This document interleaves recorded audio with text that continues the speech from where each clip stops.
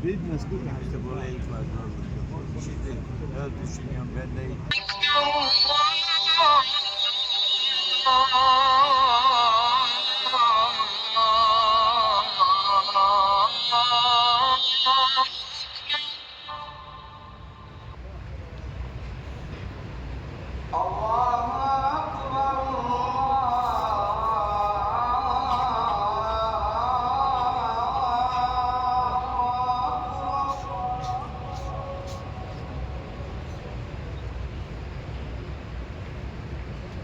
أشهد أن لا إله إلا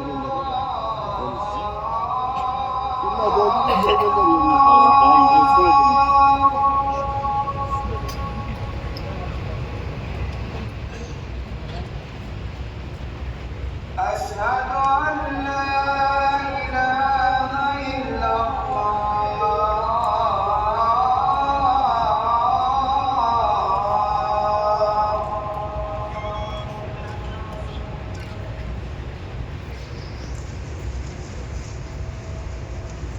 أشهد أن محمدا رسول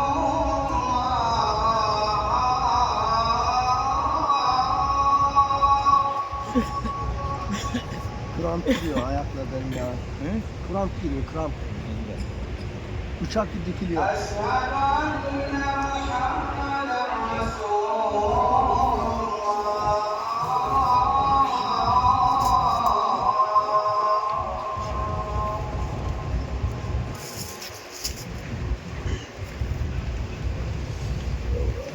حي على حي على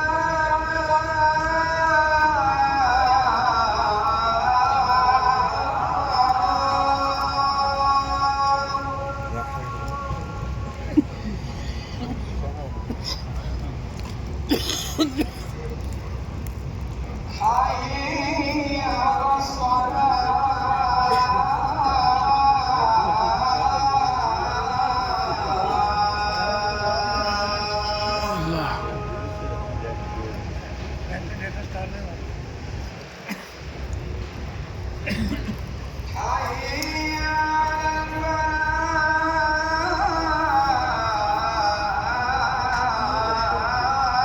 Biz 30 yıl yarım saatin rahat bir şey namaz kılamıyor. Adam dönüşünler amcağın derken uçak giriyor, giriyor.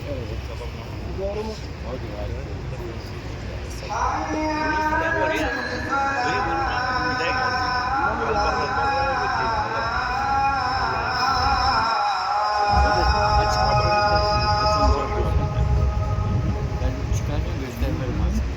لا مرات يعني اروح عليه ويطلع اتصل